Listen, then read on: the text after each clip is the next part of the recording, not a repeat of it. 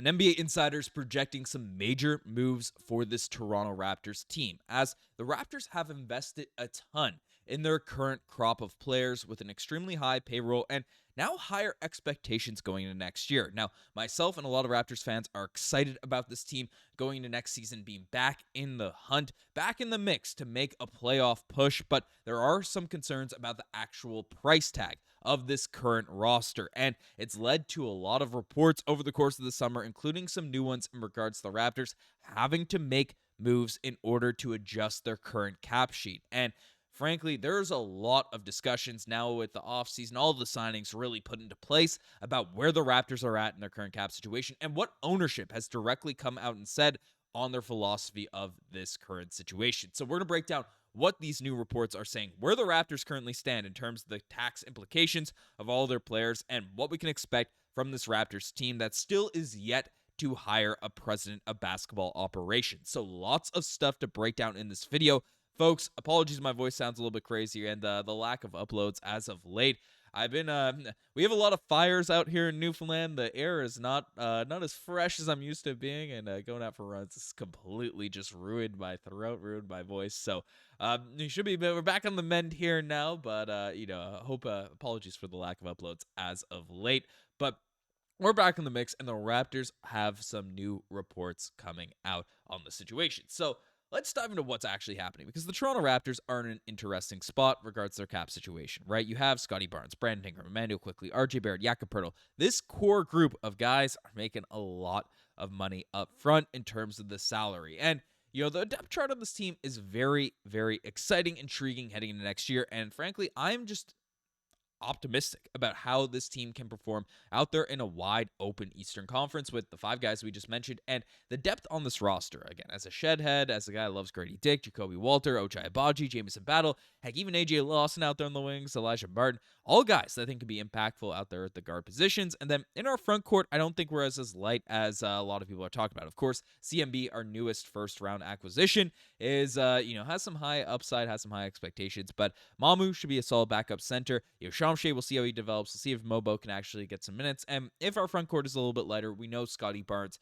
can move up a peg in terms of position. If you're resting Ingram, you have these stuff going on, and we have our gluttony of guards to impact things. So first things first, before we talk about the moves, before we talk about this, I want to see this Raptors team play things out. Of course, the Raptors haven't hired a president of basketball operations, so it's likely a decision's not going to be made at this point until that president of basketball operations is actually hired. So that is one thing to keep in mind here now at this point. But regardless of that X variable, whatever you want to call it, I believe the Toronto Raptors should go into this season, not make any moves, not make any crazy trades, and see how this roster plays out. But there are some people coming out and saying some different things. So what are the reports on this situation? As Brett Siegel's come out and said, the Raptors are one of the more interesting teams in the Eastern Conference this season because of where they could be in the standings come January. With how wide open the Eastern Conference is, there is a chance for the Raptors they will make a run at full strength, which will play a direct role in the futures of RJ Barrett and Ochai Agbaji. Went on to say, both Gradey Dick and Jacoby Walter will get more playing time during the 2025-2026 season, which draws obvious questions about RJ Barrett as well as Ochai Agbaji, as neither player is necessarily on the trade block in terms of Toronto searching and willing to take the best offer for Barrett or Agbaji, but it's hard to imagine both remain with the Raptors given the team's tax implications. So there you have it. Brett Siegel's coming out and projecting a move happening with RJ Barrett or Ochai Agbaji, just given the current state of the Toronto Raptors with the team's tax implications. So what the heck does that mean? Because I'm sure there's a lot of Raptors fans that have seen the discourse, seen the discussion, especially regarding RJ Barrett, because I've been outspoken. I've been one of these guys. I've tried to start the movement. I don't know how many people we got in here, but I've tried to start this movement and people that want to keep RJ Barrett out there on the Toronto Raptors. I think it's the push. I think it's the move. I think it's the direction. But all we keep hearing, tax implications, first apron, what's going on with all this? Well, essentially what is going on is the Toronto Raptors, as we brought up, have a lot of guys under, large amounts of salary, right? You have Scottie Barnes extension kicking in now this season.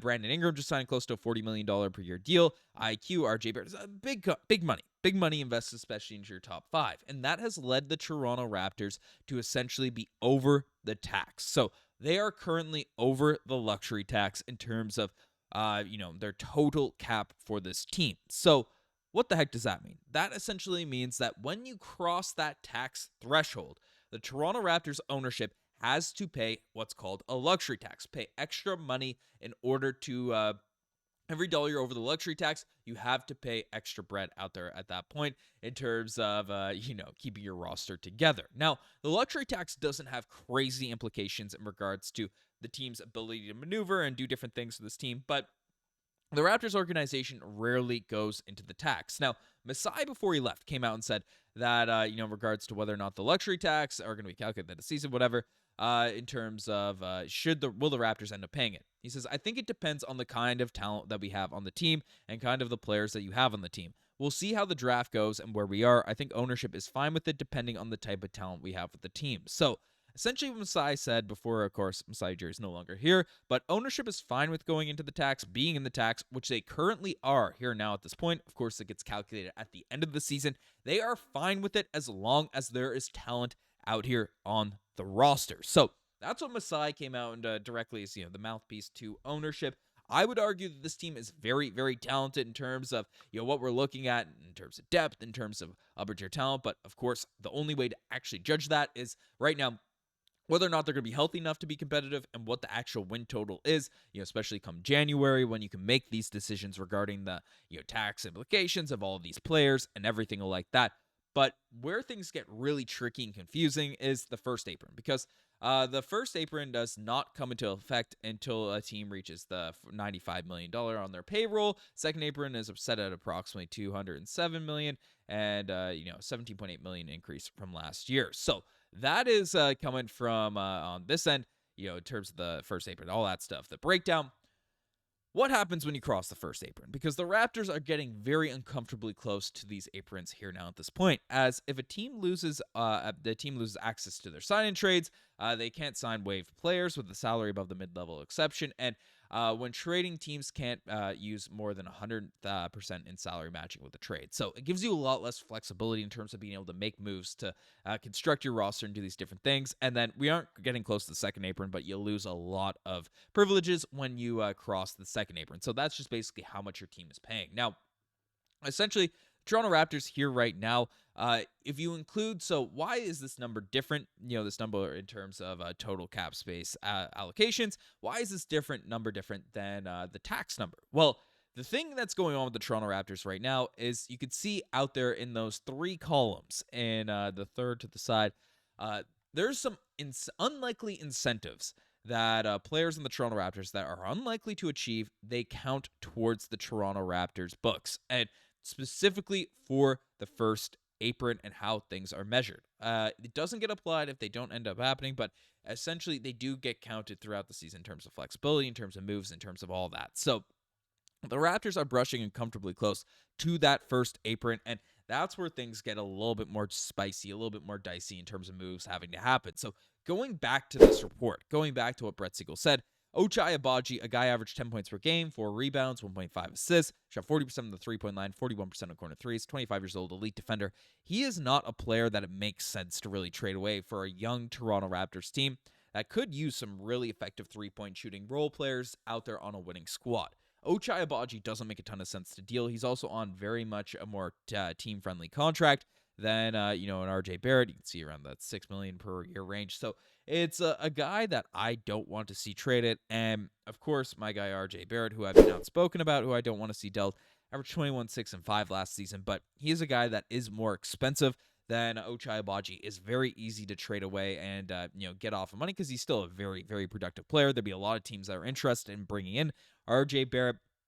Not a lot of years left on his contract either. So a guy that, the Raptors have some tough decisions to make in terms of getting under the tax because the ownership doesn't like where the team is tax-wise. They're going to have to make some moves to get shave off that $2 million in order to get under the luxury tax. But now you do have these, and you don't want to be a repeater tax or anything like that. So when you're in the repeater section, when you repeat You're over the tax for multiple seasons in a row, then the cost that you actually have to pay goes up significantly. So that is one thing to factor in. Eddie Rogers he raises the phone bill prices, but doesn't want to actually pay when the bill comes due. But essentially, the Raptors, they don't want to get into that situation realistically, and you do have all these weird factors that come into play with this cap. So while I am very not interested in trading away RJ Barrett, not dealing him for one of these moves, I said at the jump, I don't want to see one of these moves happen. We know how ownership can get in when it comes to money and try to get off of deals. So we'll see how things shake out. Let me know what you guys think about all this in the comment section down below. You guys, the best thing is far. Subscribe to the channel if you guys haven't already. Anyways, I'm signing out. Cheers.